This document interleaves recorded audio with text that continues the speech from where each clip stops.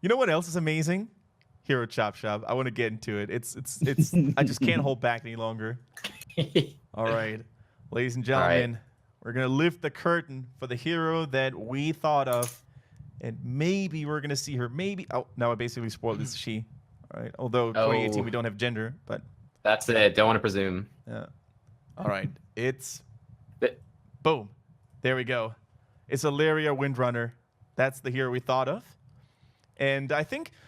A few weeks ago, there was a new comic in World of Warcraft, like a new WoW comic. Did you guys read it?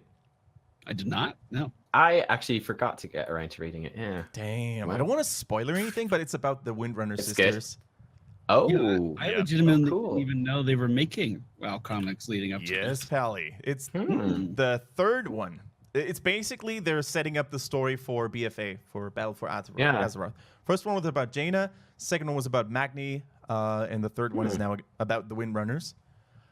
And you get to see a different side of Sylvanas, man. If you're a Horde fan and a Horde follower, you better think twice if you wanted to serve that war chief. I'm just saying that. I'm just saying that. Wait, what do you mean a different side? She's obviously evil. I've never seen her that evil. Oh, really? Whoa. Never That's seen her the that weird evil. part. That's the weird part of picking your faction, right? Because at the beginning of the game, it's usually just, oh, hey, I like for I wouldn't say everyone, but for most people, oh, hey, I like that orc. Let's play that. Or I like this thing. Let's play that. Like it's a cosmetic choice. And especially on the Horde side, the leader changes like every expansion. Like, yeah, it's true. Like, it does. Yeah. Finding the voice of your faction can be very difficult, I think, in WoW right now. You should definitely check it out if you haven't done so. Check out the Windrunner comic. It should still be in the launcher if you open the Blizzard Battle.net launcher and on the WoW tab. It should be there somewhere. But let's get to Alleria Windrunner. So I did the hero this time. Last episode we saw Nubkeks doing Mal'Ganis. This time I basically did the Alleria Windrunner. And the cool thing for those of you who don't know what Alleria does and who she is, she's the sister of Sylvanas Windrunner, obviously. And she plays a really important role in Legion. Right, that's where she pops up in Turalion, and she are having like a pretty cool battle. And she is dedicated to mastering the Void. The Void is like this, this black, dark realm that even the Legion fears. Like even the Legion doesn't go into the Void because it's so hard to survive there, and the magic there is so hard to master. But Alleria does, and she basically uses it every now and then. That's also where the Void Elves come from, right? The Void Elves. Yeah. They also learned how to use the Void in their advantage. So the trait I was thinking of is called Into the Void. And I just wanted to have this corrupted, evil side about Alleria's kit, right? So when she's using basic abilities and she hits enemy heroes and deals damage to them, she builds up Void energy. That's like her secondary resource. And every 10 stacks, up to a maximum of 30, she gets a little bit of basic damage increase, so she gets stronger the more Void she channels and stores up. And then you can activate it, and when you activate it, she becomes consumed by the Void, like partially, right? And you see different visuals. She has like black arms or whatever, just wings, whatever you want to use to demonstrate it. And all of her basic abilities, not the heroics, but the basic abilities are enhanced for a short time. Like it's basically like a counter, right? The more Void energy you have, the longer you stay in that state, and then it drains until it reaches 0. And upon death, of course, you lose a couple of those stacks. So that's like the trade that I wanted to go for. By the way, for you guys, if you have any questions, if you want to add anything, just interrupt me. Just boom. Kendric, be quiet. Cool. 100% win rate on your route. Can I write that in here somewhere? Oh my God. I'm going to write it right here. Add it. Oh, man. All right, now everybody knows it. There we go. We want to see this in the game as well. Yeah. Oh man. So that's pretty straightforward. So you damage enemy heroes, you build up a little bit of Void energy, you can activate it, and then your basic abilities become stronger for a short period of time. Here we go. Yeah. Boom. So I like it. Talk It's about a good foundation. Q. Yeah, thank you. So I thought, Alleria, she's like a ranger, she's like a hunter. I think in Hearthstone she's also like one of the alternate hunter portraits, right? Yes. So instead of Rexo, you can go for her. So I thought, let's just use a couple of Hunter abilities to make her a little less dark. So she's not only the Void. She's definitely more than that. So multi-shot is her Q. And the way I imagine it is like you aim. So Alleria stands still for a few moments. Like not really long. It's just a short channel. And then she stores 3 arrows. And you can manually decide when to shoot them. But you have a 5-second window. Or a 6-second window, I think I added. So you're going to have to use those shots eventually. You just can't store them forever. But you can manually just boom, boom, boom, and shoot up to 3 shots in different directions, right? And those arrows, they will deal a little bit of, just a tiny little bit of splash damage when they impact something.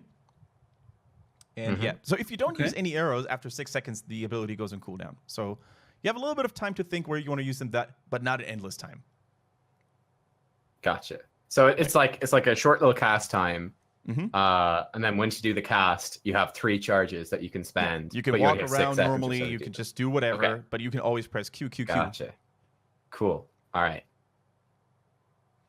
And the Void effect is, of course, remember, when you have enough Void energy, you can use it. And when the Void is active, then the arrows will actually pierce, so they won't, get intercepted by the first enemy hero she hits. And there were also slow targets in the explosion area. So she has a little bit more, just a little tiny CC, and the arrows will pierce. Okay. I think if you, I'm gonna save any kind of comments on the whole thing until you go through the whole kit, because there's some pretty big synergies, because the trait does different stuff with each one. So I'm gonna hold back until you get through everything here as much as I can. Before we continue, though, what are your thoughts on Alleria? Do you like her as a character, or do you think she's not that cool? She's not as cool as Sylvanas, for example. What are your thoughts, Pally? Yeah. From what I've seen of her, she just seems like a ranger to me. I'm just getting through the Legion story right now, and uncovering her, I was like, oh hey, that's all right. That's her over there. All right. So, I feel like I'm gaining more insight just from seeing your theory crafting on her than I already know. What about you, Nubkeks? Are you which Windrunner are you a fan of? I think Sylvanas is definitely the most interesting one. No doubt. She's got the most story, I've had the most interactions with Sylvanas over the course of Warcraft stuff. I mean, that was one of the things that really interested me because you told me which hero you were going to cover, and then a couple of days later, I saw what you had designed, right? But while I was waiting in that period, I was like, what sort of Alleria are we going to get? And it's also a relevant question for any hero that comes into Heroes of the Storm, is which version of that hero are we getting? Are we going to get the Alleria from Warcraft 2? That's her second I don't even war area. remember her in Warcraft 2. Well, I never played it. I looked it up and she was in Warcraft 2. But there's all that Warcraft 2 stuff. And I feel like that's also something of a challenge in terms of story that a lot of us won't have played Warcraft 2. I'm trying to remember what age I am. I'm 27, so I played Warcraft 3, but Warcraft 2 I was too young at the time to play it, or at least I didn't get into it. I missed that. So I'm really familiar with Warcraft 3 story and the WoW story, but I didn't really know anything about Alleria or Turalia and her husband, right, before they showed up in Legion. I was just like, who are they? I've never heard of them. I don't think she had much play time or much game time in Warcraft 3. In WoW, I don't know. Not in Warcraft 3, but Warcraft 2, I'm pretty sure she was in it, or at least was in it as a story character. Yeah. But it's what version of the character are you gonna do we look at say make a ranger, just non-void ranger like Alleria from Warcraft 2? Or do we build on the void stuff that we saw in Legion and presumably will play a major role in the upcoming stuff? What's more iconic? Sure. I mean, Illidan's an interesting one too, where if you're coming from modern day WoW, you'd be like, Illidan, Hots, why does he look like that? He looks like a night elf. Why is he not a big demon dude? He only does that with his ultimate. But you could have, Anduin is another character who's changed a lot. Any of these characters that can change. Kerrigan as well. Yeah. Gul'dan. There's different versions of some characters, and especially characters that are current right now, but are also going to be big characters in the future. Of whichever franchise Blizzard is doing, which version of that character does Blizzard put into Heroes of the Storm? I think it's an interesting and a tricky question to dive into. So I thought it was cool that I was personally with Alleria, I was definitely leaning towards the Void stuff, probably myself, because I feel like a lot of players wouldn't have played Warcraft 2 and wouldn't know just the plain plain Jane Ranger Alleria, but they'd be very familiar with Alleria in WoW because, I mean, she has to be one of the big characters in the upcoming expansions. Like, not Battle for Azeroth, probably, but one expansion or two down the line when it's like, okay, Light versus Void, let's do it. Alleria has to be one of the main ones. Also, you know, the Void is not represented at all in Heroes right now, as far as I know. Yeah. True. It's not really, no. So, I mean, it's we have a bunch of different that much in druids. WoW. That's true. We have a bunch of different druids and trees and stuff. We have a bunch of people that shoot arrows. I think having the focus on the Void would definitely make. Yeah. Still waiting for that shape-shifting druid, though. Could be Diablo, could be WoW. You know. Oh, yeah. Bear Brawl Mantle. What's he called? I probably got his name wrong. Brawl Bear Mantle, maybe. Whoops. Let's continue with her W, and it's another iconic hunter ability, right? Freezing Trap. You love it or hate it. In Hearthstone, it drives you nuts if you have an expensive minion and you attack, and bam, it goes back to your hand and costs more. In WoW, it's also very infuriating because you walk in it and you can't do anything, and you want to just kill the hunter, but he's going to run away in that time. So after a short channel time, Alleria lays down a freezing trap, very similar to Chromie's sand time trap, right? So you can only have one of those active, though, just like the original time trap as well.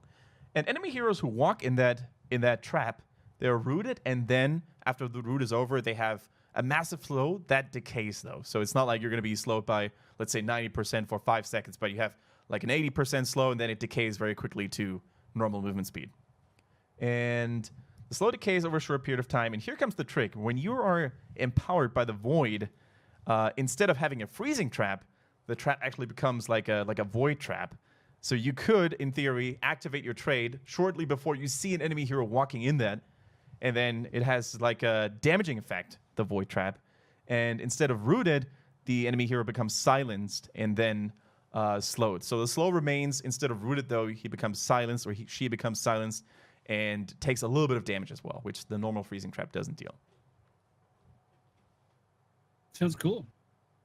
So yeah, I just really wanted to add this like skill component, right, where you just activate your trait at the right time to get maximum value from it. Yeah, that's really interesting. Do you think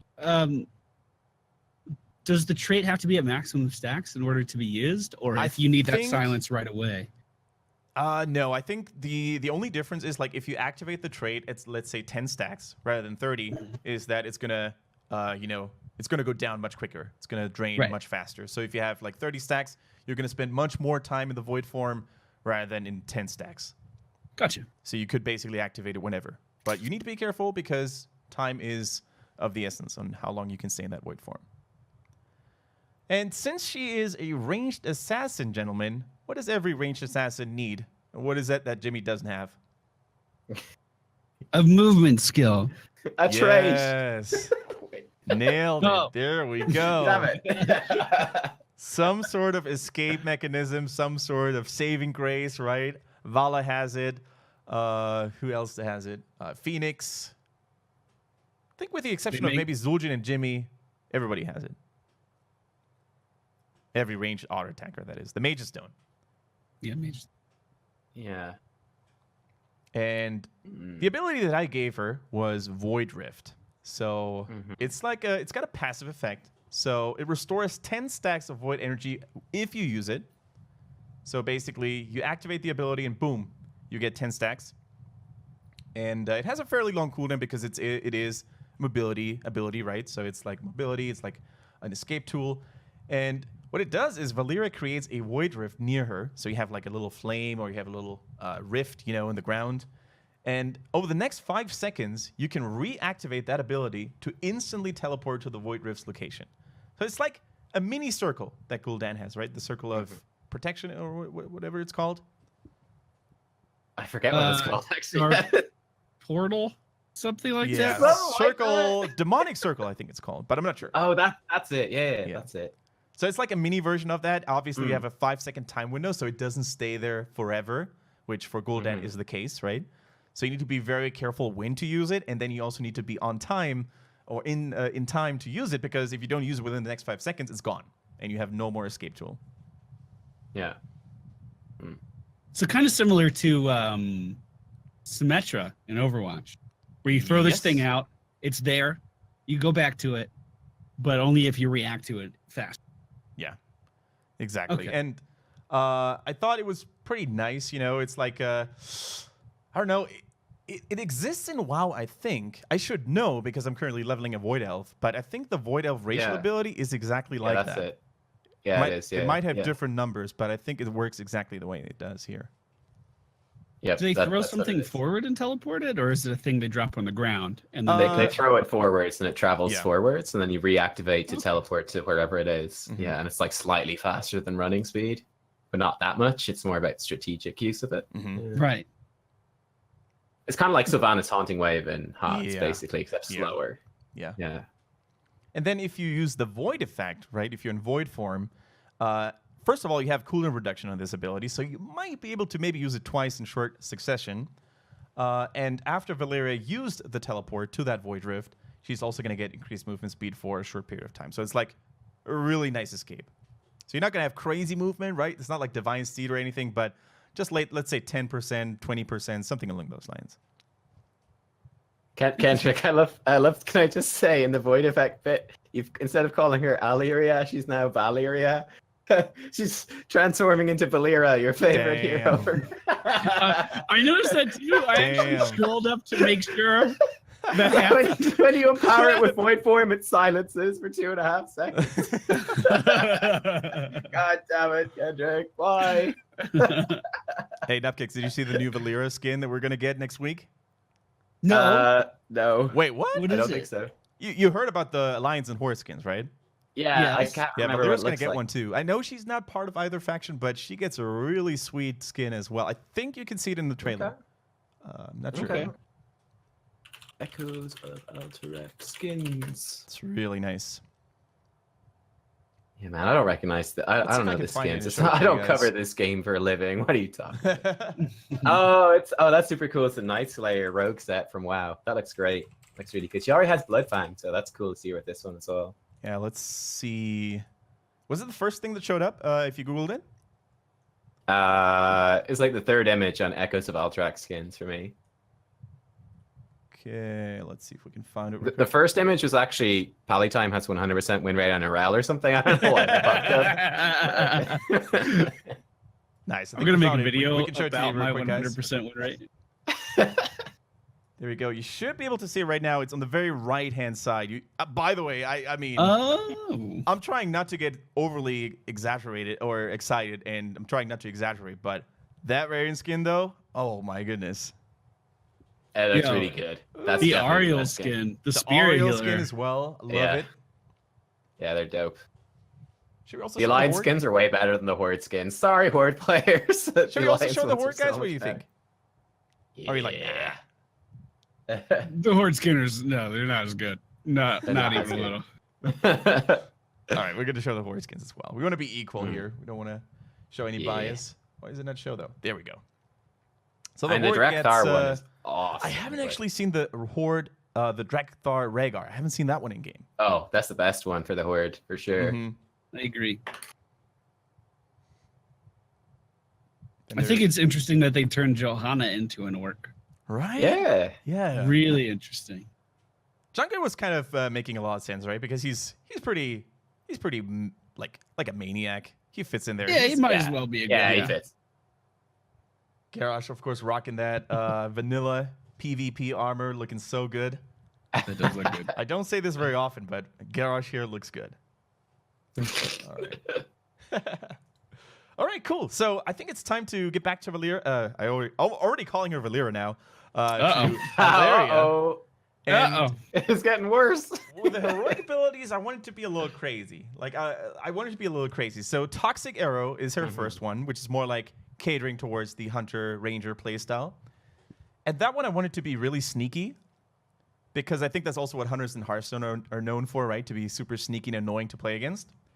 So it can only be used as a part of multi-shot. So you can only use it if your multi-shot is currently stored, right? So you have that 6-second time window, and you can only use it in there. And then instead of using Q or pressing Q, you have one charge of Toxic Arrow. So you can just press R. So you can hide it. You could just shoot 2 normal multi-shot arrows, and then the third one, final one, is going to be the toxic arrow. Or you can press it first or in the middle to make it highly unpredictable for the enemy when you're going to use the toxic arrow, when you're going to use normal ones, right? And upon activation, Alleria's next arrow becomes toxic arrow.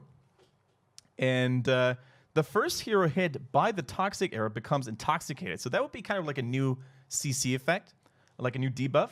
Lowering armor by 10. So you have lowered armor, take a little bit of extra damage, and you also take permanent poison damage until a maximum of 75% of your max HP. So you're going to have this ticking debuff. It's going to go on, it's going to go on, it's going to go on until you lost at max 75% of your max HP. So it's not going to kill you, but it's going to deal a lot of damage. But it can be cured if you're getting a heal, any heal whatsoever. So your support is just going to have to heal you. You pick up a regen globe, you use the healing fountain, or you teleport back to base. So maybe we can just tweak these things. Like if that turns out to be too strong as a counter, so maybe you just remove the teleporting aspect, or you remove the globes, whatever. But basically, you're forcing out a heal by your support. Otherwise, you're going to have that permanent debuff, just making you squishier and just putting out the poison damage on you. Do you think? Yeah. Do you think that's too strong, or do you think it's too weak? I'm really curious to hear your opinion on it. Yeah, I mean, I don't personally like it. I don't like the bit with, you know, the heal cures it. I think that really skews some of the healers. I mean, it's just so easy if your team has a healer with most but they're going to have to use a cooldown. Yeah, but I mean, then like a lot of them have very short cooldown heals. Right. Like Morales will always have a heal, you know. So like it could, whereas like Uther has much fewer heals. So I feel like it would be, you know, it's just it would instantly be healed away with the next heal. Think about Green Man from Karazhan. Just constantly ticking heals. Yeah. Just immediately goes down, but, buff immediately removed. Yeah, or Lucio or Brightwing. Yeah, Chatter's saying this too. But what I think is really interesting, like the idea of putting this absolutely massive poison dot on a hero. Yeah. I kind of actually like that, you and the know? thing is, that's like, kind of funny. Something we should probably mention as well is it's a medium cooldown. So it's not going to have like a 100-second cooldown, right? It's going to be like 30 seconds maybe. So you can't really waste it. And also, I think it's, in a team fight, obviously, when the enemy team support is nearby, it's not going to be that strong, right? But imagine you face someone one-on-one, or you find someone in a hidden alley, and you're just going to shoot that thing at him, and you're going to beat that sucker. Like rotating on Chris Hollow? Yeah. Catch someone in the jungle. How long are you thinking that the poison takes to get them down? Like, how long does it take to remove all that health? That's the thing, right? How strong do you want to make that poison? That's something we could always tweak, but I don't know. Yeah. I mean, if you put like, I mean, considering Pyroblast, right, there's a big chunk of someone's like health. And like they can't really do much about it. There's a couple of counters, but not all that much for most heroes when it's flying towards you. You know, you do have stuff kind of like that in the game. It'd be I don't know, like what would happen if you gave a hero like you put a 50% of their max HP dot, and it takes like, let's say 12 seconds to tick over. You know, like they have some time, healers have time to prepare. I mean, there's time to play around it. And if you balance it into the actual damage output of her kit, like maybe it could work. I mean, it's definitely different, right? Yeah, in a pretty interesting way. I don't know. I kind of think maybe you could make it. Maybe it could work. It's quite unique, you know. And I wanted to add like all these counters because let's say if you play quick match and we remove the healing aspect, right?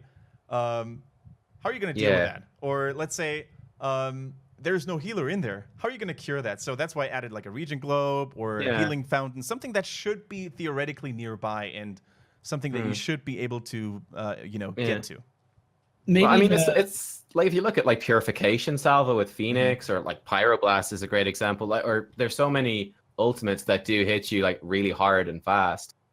It's the same with any of them. It's like I just took a big chunk of damage. How do I deal with it? Well, it's just the way the game is balanced that these assassins can do big chunks of damage. So whether it happens in just a single ability or it happens as a poison that happens over time, I don't see there being a massive issue between those two. So what were you going to say, Pally? Maybe the regen globe, for instance, doesn't remove all of the poison, but you get an increased heal from the regen globe, like more so than you would normally. So it kind of counteracts damage or something like that. That is an interesting idea. Yeah. You give someone, it's like, oh, you've got 100% of your HP as a dot, but you get like double healing until the dot is healed off. Maybe. Or something. Yeah. Something weird like that. Huh. All right, and so that was our first one. Like, it was a little bit gimmicky, you know, low cooldown. It's just, you know, a little new mechanic there as well. But the second one, I wanted to be completely different, right? Just like Alleria's personality is kind of torn apart, right? She has her normal elven personality, and then she's got the void personality, which is like a lot darker and more wicked. So the R2 is give in to the void, and basically Alleria becomes fully consumed by the void for a short period of time. So her visual kit also changes. Like, she's no longer the high elf that we all know her to be. Like, she's fully dark. She's fully purple, black. Looks really vicious. And then during that time, she can't use multi-shot and freezing trap because those are her hunter abilities, right? She can't use any of that. She can only use void drift to use the mobility, and the ability that is given to the void. So the new ability that she gets. Nearby enemy heroes become marked by the void. So you see markers over those heroes, right? Only in her vicinity, though, not globally. So let's say, you know, in a pretty big radius around her. And for a short period of time, while this is active, Alleria can leap between marked heroes, inflicting damage every time she leaps. So she's like teleporting to those heroes, like Jun, Jun, Jun. You can only have 3 leaps at max, though. So it's not like you do it infinitely. So you can have like 3 stacks or 3 charges. Or until the ability expires. So basically, she is jumping, teleporting from hero to hero, maximum 3, and damaging them. So it's like crazy mobility. You can jump from hero to hero. And also, that's the main synergy I wanted to build in there. If you activate your rift, like your little fissure, first, and then you jump to hero, to hero, to hero, and then you activate your rift again, you're going to teleport back to your original position. Yeah, that's cool. That's the thing that I wanted to do there. That's awesome. I have one suggestion and one question to go with this. The suggestion's very simple. Change the name from Give In to the Void to Surrender to Madness. Because that is like the classic priest void form thing. Oh, I agree. We're going to do that right now. So, there we go. Like, that just instantly builds the hype. And then the question was this inspired a bit by the Sylvanas Banshee moment in the Battle for Azeroth trailer? Because that's what instantly came to my mind when I was reading it, where Sylvanas goes Banshee form and then like swoops between a few dudes. I think that's really cool, especially because they're sisters. So like, I had 2 things in mind when I thought of this ability, and that's the one thing you hit the nail on the head. It was the Sylvanas just jumping from minion or soldier to soldier, right? Yeah.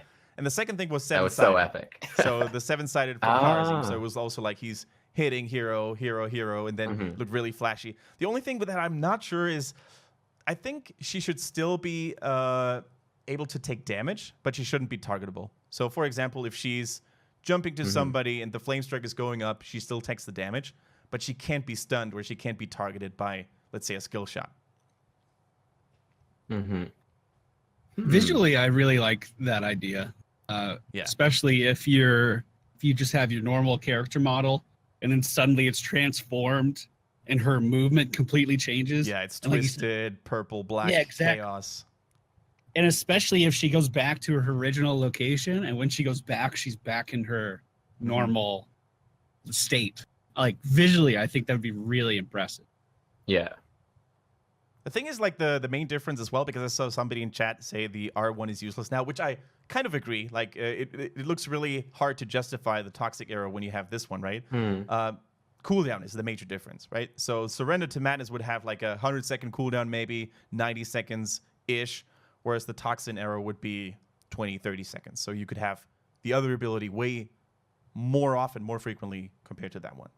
I think you could even add a small slow, like a 10-15% slow on a toxic arrow. True. And it wouldn't spiral out of control or anything.